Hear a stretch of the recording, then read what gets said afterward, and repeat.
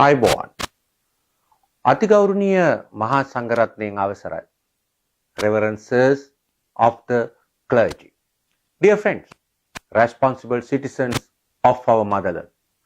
We are all aware that the despicable political coup staged by Sirisena Rajapaksa junta has now brought upon this country a multi-dimensional national crisis, particularly the risk of a prolonged economic crisis with a devastating impact on our national economy. So, how grave, how disastrous is the economic cost of this coup?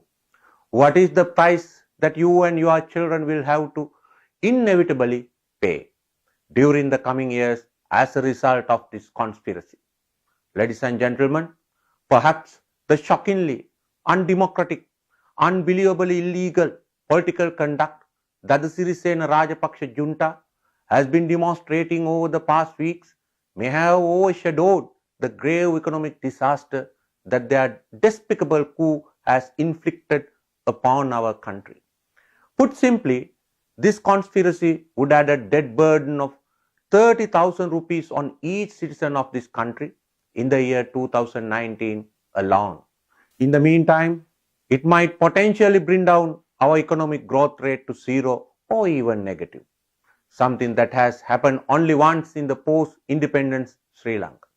Today, in this 21st century, we are living in a world with a heavily globalized, heavily interdependent economy where no country can exist in a state of economic isolation.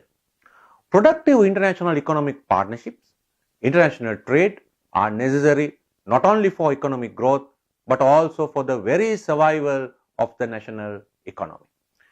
Those international partnerships depend on the political stability of the country on the one hand and the credibility of the government in office on the other hand. Nobody wants to deal with any country while a rogue, unstable government is in office. Who wants to do business with such a rogue government that does not respect the rule of law, that possibly occupies the government offices and that has not been officially recognized by any of the other 192 countries in the world? Foreign investors are divesting from government securities. Going by the trend during the past weeks, they would take away from Sri Lanka an estimated 209 billion rupees in 2019 alone. The reason is very simple. Just as much as you don't want to invest your money at a place like Sakwiti or Tangalle Danduam Mudalali that you saw a few years ago, the international investors do not want to risk their funds in the hands of this rogue government. Tourism industry has suffered a similar blow. This is the time of the year that accounts for about 40% of the overall tourist arrivals and almost 50% of the revenue. A vital source of much needed foreign exchange, generating around $4 billion per year. Sri Lanka was recently ranked as the #1 tourist destination by one of those murdered by the local government chairman of the Rajapaksa regime that existed prior to 2015. And what is happening now? During the past few weeks, there was a sharp decline in tourist arrivals. And if this trend continues, that is, if we lose 20% of tourism income, the country will lose around 150 billion rupees, directly affecting the livelihood of more than 300,000 people and their families. In the meantime, with no legitimate government in office, it is inevitable that international financial institutions such as IMF would eventually withdraw their financial guarantees back in our sovereign debts. This is already happening. On the 14th of January next year, the government will have to repay a $1 billion commercial loan, a loan obtained by Mr. Rajapaksa's government back then when he was legitimately in office. The loan was obtained at 5.5% interest rate even at that time. Now, in order to refinance that loan, his rogue government has to borrow at 9.5%. The interest rate has gone up by as much as 4 percentage points.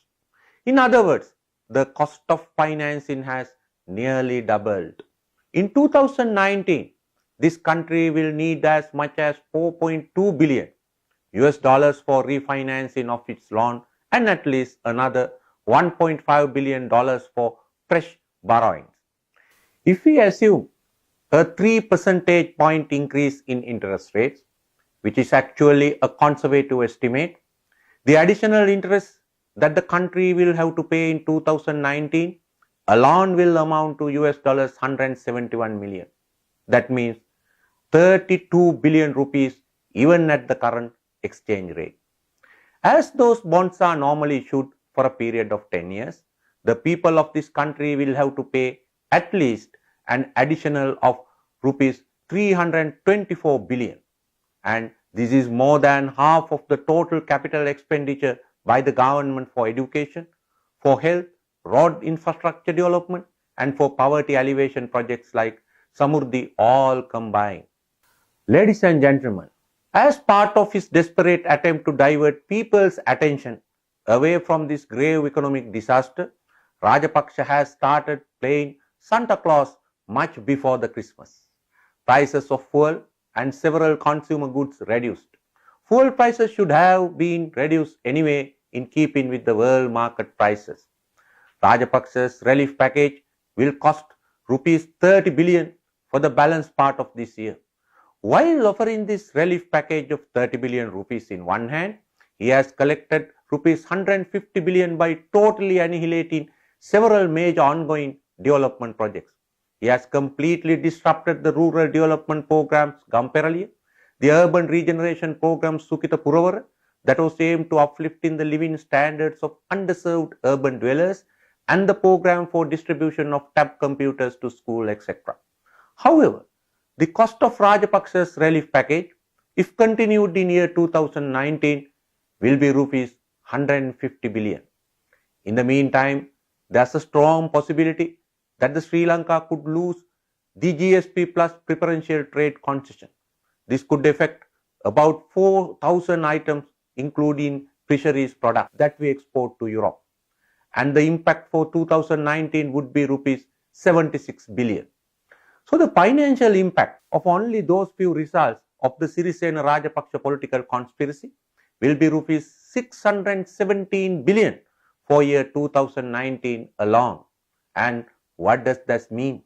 Every citizen of this country, every man, every woman and every child will have to carry an additional debt burden of at least 30,000 rupees in 2019 alone to bear the cost of Sirisena Rajapaksa political coup.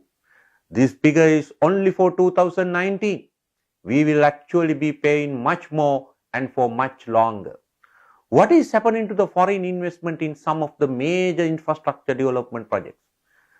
There was a loan agreement that was scheduled to be signed with Japan on the last 22nd of November for financing the construction of a light rail transit system from Kaduveri to Colombo. It was a $1,400 million loan negotiated at an interest rate of 0.1% with a payback period of 40 years. Now there is a huge risk of this not realizing.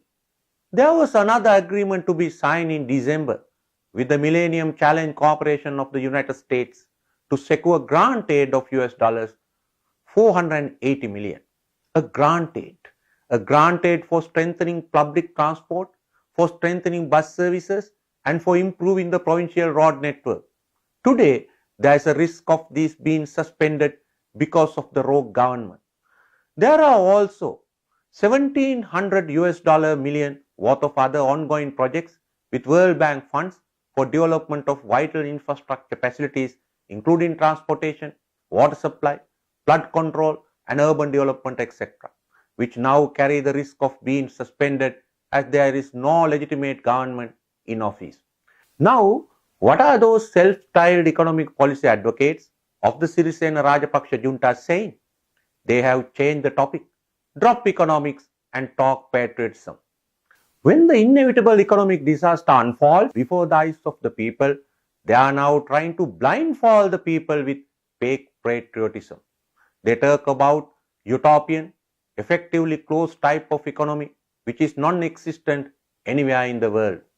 What they talk about is necessarily and international economic isolation of the country. Such an isolated economy can exist only in their heads. There is no debate that we as a nation should strive to develop a strong manufacturing base, a strong services base, and a well-developed agricultural sector. But there is absolutely no way that we could achieve any of these working in isolation. Why? The total exposure of our national economy in terms of its external inflows is more than 36% of the GDP. Goods exports around 13%, services exports around 8.9%, foreign remittances 8.1%, and the direct investments, loan, etc. around 6%. Can we afford to do without our exports? Can we afford to do without tourism? Can we bring home approximately 3 million Sri Lankans working abroad? Can Mr. Sirisena and Mr. Rajapaksa employ them in their paddy fields in the Polonnaruwa and Hambantota? On the other hand, imports account for more than 29% of our GDP. Are we going to do without fuel imports, gas imports, pharmaceutical imports, and fertilizer imports? Fake patriotism is not at all a substitute for effective international trade relationships. We must look at the experience of a few countries whose governments in office at the time had no options but to operate in such isolation. North Korea, Venezuela, and Myanmar at some stage. Take Venezuela, one of the most oil-rich and gas-rich countries in the world. But what has happened to that country today? Inflation has skyrocketed up to the range of 1 million%. Are those fake economic advocates of Rajapaksa Sirisena junta advocating to make Sri Lanka another Venezuela just for the sake of survival of their rogue government? Ladies and gentlemen, while those self-styled economic advocates are engaged in bubbling about utopian, non-existent national economic model with a fake patriotic wraparound, we must also see what Rajapaksa is doing today and what he was doing when he was in power before 2015. Did Rajapaksa, together with Sirisena, take over the Hambantota port from China merchant? Has he at least made a pledge that he would retain Mattala? On the other hand, has he been able to live at least up to an inch of his rhetoric on his economic competence by exercising a semblance of control on the exchange rate? It is the self-same Mahinda Rajapaksa who sent PB Jayasundara to China in 2011 to give away Hambantota Port, Mattala Airport, Colombo South Harbour and Norachole Power Station. Not that China wanted it, but Rajapaksa wanted to set up a company and to do the deal through that company on terms and conditions that he and his family members fancied. Then later, he sent Jayasundara to India to negotiate a similar deal for that much talk about oil tanks in Trincomalee through a similar behind-the-door deal. When I vehemently opposed the Norachole deal, he kept on harassing me until I left the portfolio of Power and Energy. I have exposed all the details in my book Balaya Saha Balaya, A Power and Power. Ladies and gentlemen, it is unfortunate that the 21 million people of this country will have to suffer the prolonged, disastrous consequences of this despicable political coup by Mahinda Rajapaksa, Maitripala Sirisena and the bunch of rogues around them. If there is at least one single positive outcome for the people, it is the opportunity that the last 1 month has given the intelligent people of this country to do a real assessment of Mahinda Rajapaksa and his bunch of rogues. On the one hand, the Sirisena Rajapaksa junta has clearly exhibited the depths of undemocratic, uncivilized tactics that they could readily resort when they are desperate for power just for their own political survival. On the other, they have shown the depths of economic disaster that they are ready to bring upon the people of this country just to satisfy their desperation to cling on to the positions of political power. In the meantime, perhaps very importantly, the last month has blatantly exposed to the people of this country the kind of fake leader, the fake hero that Mahinda Rajapaksa actually is. It has exposed the fake economic performer with absolutely no competence who had been created merely by the heavily paid fake media. He can't do anything now